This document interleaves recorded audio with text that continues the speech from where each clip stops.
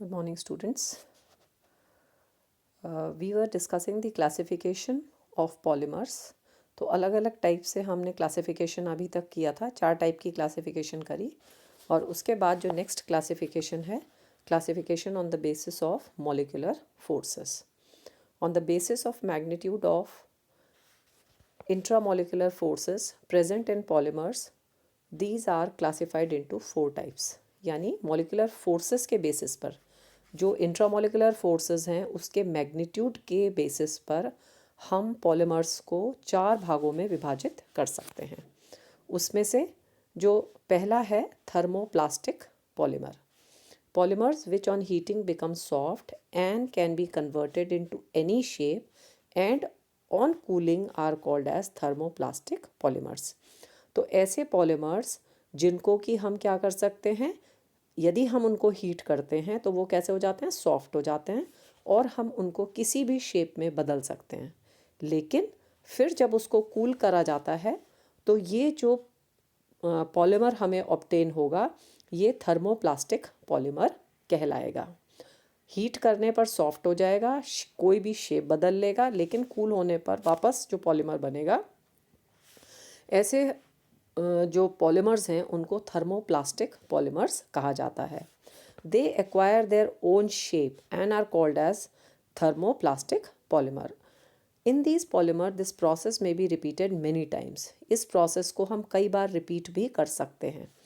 These are long chain containing linear polymers. Long chain polymers हैं और ये linear polymers unbranched हैं, linear polymers हैं। फॉर एग्जांपल इसमें आते हैं polyethylenes, polypropylenes, polyvinyl chloride, polystyrene, nylon, polytetrafluoroethylene और टेफ्लॉन एक्सेट्रा। तो ये जितने भी पॉलीमर्स हैं जो थर्मोप्लास्टिक नेचर के पॉलीमर्स हैं, ये लीनियर पॉलीमर्स हैं और हीट करने पर शेप बदल सकते हैं, लेकिन जो शेप इनको मिल जाती है और कूलिंग पर उसी शेप में ये बने रहते हैं, इसलिए इनको थर्मोप्लास्टिक पॉलीमर्स कहा जाता है। फिर नेक्स्ट टाइप के जो हैं that is thermosetting polymers. Polymers which on heating convert into hard and firm substances by chemical changes. ये जो है ये थर्मोसेटिंग पॉलीमर्स कहलाते हैं। थर्मोसेटिंग पॉलीमर्स से अभिप्राय है कि यदि इनको हीट किया जाए तो ये हार्ड और फर्म टाइप के सब्सटेंस में बदल जाते हैं, मतलब हार्ड भी हो जाते हैं और अपनी शेप को बरकरार रखते हैं और हार्डनेस इनमें डेवलप हो जाती है because of the chemical change. ऐसे पॉलीमर्स को हम थर्मोसेटिंग पॉलीमर्स कहते हैं। These polymers on heating can not be converted into soft state again. अगर ऐसे पॉलीमर्स को दोबारा से हीट कराया जाए तो ये फिर से सॉफ्ट पोजीशन में नहीं आते, यानी पिघलते नहीं हैं। जैसे कि थर्मोप्लास्टिक पॉलीमर्स पिघल सकते हैं, लेकिन क्योंकि इनमें केमिकल चेंजेस होता है, ऊपर वाले में फिजिकली उनमें चेंज आया है, तो केमिकल चेंज क्योंकि इरिवर्सिबल टाइप की चेंज है, इसलिए ये जो थर्मोसेटिंग पॉलीमर्स हैं इनमें केमिकल चेंजेस आने की वजह से ये फिर से अपनी सॉफ्ट पोजीशन में नहीं आ सकते। This type of polymers on heating for first time only changes into its 3 dimensional cross linked configuration. तो पहली दफ़े जब इसको हीट किया जाता है तभी इसमें 3 डायमेंशनल क्रॉस लिंक कन्फिग्रेशन में चेंज आता है, उसके बाद नहीं। They have strong covalent bonds. इनमें स्ट्रॉन्ग कोवेलेंट बॉन्ड्स होते हैं। इनके एग्जाम्पल्स हैं बेकेलाइट है, एपोजाइरिक रेजिन्स हैं यानी एरिल्डाइट है, मैलामीन है एक्सेट्रा। तो जिस प्रकार के हमने देखा है कि जो स्विचेस वगैरह बनते हैं वो बेकेलाइट के बनते हैं और ये स्विचेस जो हैं हीट करने पर इनको मोल्ड किया जाता है इनटू डिफरेंट शेप्स, लेकिन वापस से अगर हम इनको हीट करें तो ये अपनी सॉफ्ट पोजीशन में नहीं आते। सिमिलरली मेलामाइंस हैं जिनके कि हमने बहुत सारे यूटेंसिल्स भी देखे हैं, बर्तन देखे हैं, डिनर सेट्स हैं, कटोरियाँ हैं एक्सेट्रा एक्सेट्रा, वो सब इसी थर्मोसेटिंग पॉलीमर्स की कैटेगरी में आते हैं। फिर आते हैं elastomers. Polymers which show elasticity like rubber are called as elastomers. ऐसे पॉलीमर्स जिसमें इलास्टिक नेचर होता है, यानी उसको हम स्ट्रेच भी कर सकते हैं और वापस वो अपनी पोजीशन पे आ जाते हैं, which means on pulling quickly stretches 3 times to its length and on removing वापस अपनी पोजीशन पे आ जाते हैं। तो ऐसे पॉलीमर्स जो रबर लाइक हैं और अगर उनको स्ट्रेच किया जाए तो 3 गुना अपनी लेंथ को बढ़ा देते हैं, लेकिन यदि हम उसके खिंचाव को वापस कम कर दें तो वो वापस अपनी पुरानी वाली शेप में या लेंथ में आ जाते हैं। ऐसे पॉलीमर्स को इलास्टोमर्स कहा जाता है।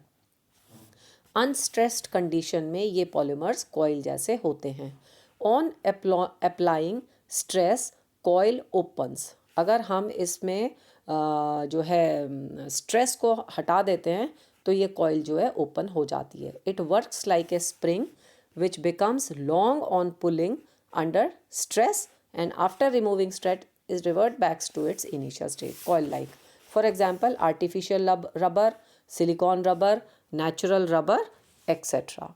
तो यहाँ पर देखा गया है कि ये ऐसे पॉलीमर्स हैं जो कि अगर कॉइल शेप में है, कॉइल ओपन हो जाती है, स्प्रिंग शेप में होते हैं, स्ट्रेस रिमूव और स्ट्रेस लगाने पर वापस ये अपनी पोजीशंस को रीगेन कर लेते हैं। तो जब हम इसकी कंपैरेटिवली स्टडी करते हैं थर्मोप्लास्टिक की और थर्मोसेटिक पॉलीमर्स की, तो जैसे थर्मोप्लास्टिक पॉलीमर में they can be made soft by heating. Thermosetting में क्या है, they do not make them soft on heating, यानी वापस गर्म करते हैं तो सॉफ्ट नहीं हो सकते। If heated for long time जो है वो जलने लगते हैं। फिर थर्मोप्लास्टिक में क्या है, ये लॉन्ग चेन लीनियर पॉलीमर्स हैं। ये कैसे हैं, long chain linear polymers. Thermosetting वाले कैसे हैं, they are 3 dimensional cross link polymers, molecules present in the series of which strong covalent bonds इसमें प्रेजेंट है। थर्मोप्लास्टिक में they are mostly obtained by the addition polymerization, यानी जो जिस तकनीक से ये बनते हैं वो जो रिएक्शंस हैं वो एडिशन पॉलीमराइजेशन की तकनीक है। जबकि थर्मोसेटिंग जो है वो कंडेंसेशन पॉलीमराइजेशन की वजह से हमें ऐसे पॉलीमर्स की प्राप्ति होती है। फिर आता है थर्मोप्लास्टिक में on heating up to definite temperature, एक सर्टेन तापमान तक यदि उनको हीट किया जाता है तो वो सॉफ्ट हो जाते हैं और वो इस सिचुएशन में किसी भी नई शेप में मोल्ड किए जा सकते हैं और वापस से उनको यूज़ किया जा सकता है। जबकि थर्मोसेटिंग में क्या है, वो हीट करने पर दोबारा सॉफ्ट नहीं होते हैं। दे do not become soft on heating and its structure and shape remains unchanged. मतलब एक बार यदि उस मोल्ड में ये आ गए हैं, वापस से उसको गर्म करने पर वो अपना स्ट्रक्चर और शेप को चेंज नहीं करेंगे। It means that new shape can not be given, नई शेप उसको नहीं दी जा सकती और उनको हम वापस से नई शेप दे के उनको रीयूज़ नहीं कर सकते। फिर again they are generally soft and less brittle in nature. ये थर्मोप्लास्टिक वाले सॉफ्ट होते हैं और उनका ब्रिटल नेचर मतलब टूटने का नेचर नहीं होता। जबकि थर्मोसेटिंग वाले कैसे होते हैं, हार्ड होते हैं, स्ट्रॉन्ग होते हैं और ब्रिटल होते हैं, गिरने पर टूट सकते हैं आसानी से। फिर आता है अगेन थर्मोप्लास्टिक में they can be regenerated from waste, मतलब इनका रीजनरेशन यानी वेस्ट मटेरियल का जो थर्मोप्लास्टिक्स हैं उनको गर्म करके दोबारा से उनको नई शेप में मोल्ड किया जा सकता है। जबकि थर्मोसेटिंग में कोई नई शेप नहीं दी जा सकती, इसलिए इनका रीजनरेशन भी नहीं होता है। They are generally soluble in common organic solvent. Thermoplastic वाले जो हैं ऑर्गेनिक सॉल्वेंट्स जो कॉमन अवेलेबल ऑर्गेनिक सॉल्वेंट्स में उनमें घुलनशील हैं, जबकि ये 3 डायमेंशनल क्रॉस लिंक होने की वजह से ये जनरली इनसॉल्युबल हैं ऑर्गेनिक सॉल्वेंट्स में। फिर इसी में नेक्स्ट टाइप जो आते हैं वो फाइबर्स के आते हैं। Those polymers in which intermolecular forces are present, ऐसे पॉलीमर्स जिनमें इंटरमोलिकुलर फोर्सेस प्रेजेंट हैं, यानी हाइड्रोजन बॉन्ड्स और dipole dipole attraction between 2 series are called fibres. Tensile strength is very high. They are highly strong and flexible crystalline natural fibers, जैसे कि nylon है, पॉलिएस्टर्स है, etcetera है। सबसे पहली बात तो ये है कि इन पॉलीमर्स में इंटरमोलिकुलर फोर्सेस प्रेजेंट हैं, चाहे वो हाइड्रोजन बॉन्डिंग हो या डाइपोल डाइपोल अट्रैक्शन हो। और 2 सीरीज़ जो फाइबर की हैं वो आपस में इन्हीं बॉन्ड्स की वजह से जुड़ी हुई हैं। इनकी टेंसाइल स्ट्रेंथ यानी खिंचाव करने की क्षमता बहुत अधिक होती है, बहुत स्ट्रॉन्ग होते हैं, फ्लेक्सिबल होते हैं, क्रिस्टलाइन नेचर के फाइबर्स हैं जो आपस में जुड़े हुए हैं। इनके एग्जाम्पल्स हैं नायलॉन, पॉलिएस्टर एक्सेट्रा। तो ये अभी तक हमने पॉलीमर्स का क्लासिफिकेशन किया ऑन डिफरेंट बेसिस। ये जो है क्लासिफिकेशन होता है डिफरेंट बेसिस पर। यहाँ पर हम देखते हैं कि हमने 5 तरह के क्लासिफिकेशन बताए, डिफरेंट बेसिस पर हमने इसका क्लासिफिकेशन करा। फिर आता है मॉलिक्यूलर मास। किसी पॉलीमर का मॉलिक्यूलर मास जब हम कैलकुलेट करते हैं तो वो क्या चीज़ है और किस तरह से उसको इंडिकेट किया जाता है। In the process of preparation of polymers, increase in the length of series depends on the number of monomer units. In the process of preparation, polymers के preparation में जो लेंथ को इंक्रीज़ किया जाता है सीरीज़ की, वो नंबर किस पे निर्भर करता है? मोनोमेरिक यूनिट्स कितनी जुड़ी हैं, कैसे नंबर, कितने नंबर ऑफ मोनोमेरिक यूनिट्स जुड़ी हैं, उससे हम जो पॉलीमर्स प्राप्त करते हैं उसको बताया जाता है। It means that molecular weight of polymer depends upon the number of monomeric units present.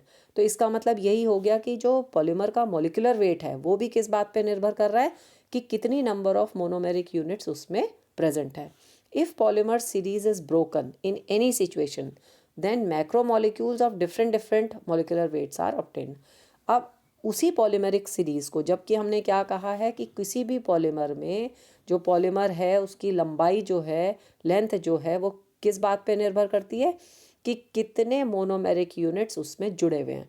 इसका मतलब जितने नंबर ऑफ मोनोमेरिक यूनिट्स एक पॉलीमर को ऑब्टेन करने के लिए एक पॉलीमर को प्राप्त करने के लिए बने हैं, वो सब ही रिस्पॉन्सिबल हैं उसके मॉलिक्यूलर वेट के लिए। तो number of monomeric units present ही उसको डिसाइड करेंगे कि उस पॉलीमर का मॉलिक्यूलर वेट कितना होगा।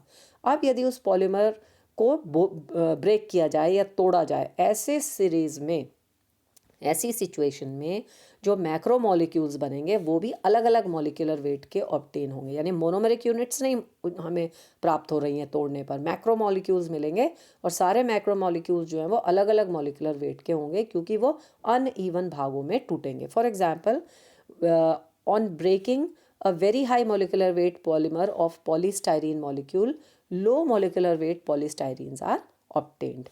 Therefore, in this situation, molecular weight of a polymer can be considered as a relation to average molecular weight. यानी उन सारे छोटे छोटे पॉलीस्टायरीन के जो मॉलिकुलर वेट है उनका हम क्या करेंगे, एवरेज मॉलिकुलर वेट निकालेंगे और उससे हम इनका पता लगा सकते हैं कि उस पॉलीमर्स का मॉलिकुलर वेट क्या है।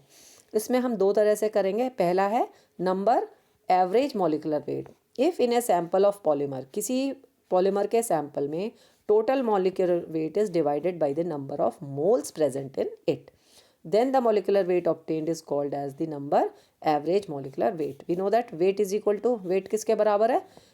molecular weight multiplied by number of molecules. Therefore mn is equal to total weight of sample divided by the number of total moles. If in a sample n1 mole of m1 molecular weight, n2 mole of m2 molecular weight, n3 mole of m3 molecular weight are present, तो total weight molecule का कितना हो जाएगा? W किसके बराबर हो जाएगा? n1 m1 plus n2 m2 plus n3 m3 is equal to n1 plus n2 plus m3। Therefore number average molecular weight कितना हो जाएगा? n1 m1 plus n2 m2 plus n3 m3 divided by n1 plus n2 plus n3। या इसको अगर हम summation में ले लें तो समेशन में mn is equal to summation of ni mi divided by summation ni. So here number of moles of I types is ni and their molecular weight is mi. This molecular weight is comparatively less in comparison to the highest molecular weight. For example, suppose in any polymer only two molecules are present whose molecular weights are respectively 100 and 10,000, then the number average molecular weight of the polymer mn is equal to 100 into 1 plus 10,000 into 1 upon 2. That equals to 5,050. From the above value of mn, it is clear that the contribution of molecule of high molecular weight is only 50%, whereas its molecular weight is 90% of total molecular weight. Molecular weight of polymers are generally obtained by osmotic pressure because osmotic pressure is a colligative property which depends upon the number of molecule. Therefore, molecular weight obtained from osmotic pressure is in reality is the number of average molecular weight. तो इस तरह से जो number average molecular wait है इस formula से हम निकाल सकते हैं। फिर आता है weight average molecular weight. Weight of each molecule present in a sample is multiplied with its molecular weight and each value obtained is added and then divided by the weight of molecules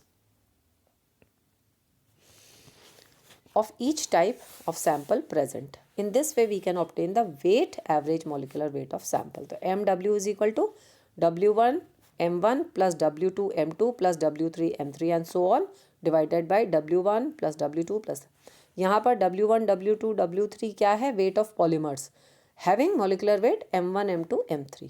तो weight किसके बराबर हो गया? Molecular weight multiplied by number of molecule. तो W is equal to NM.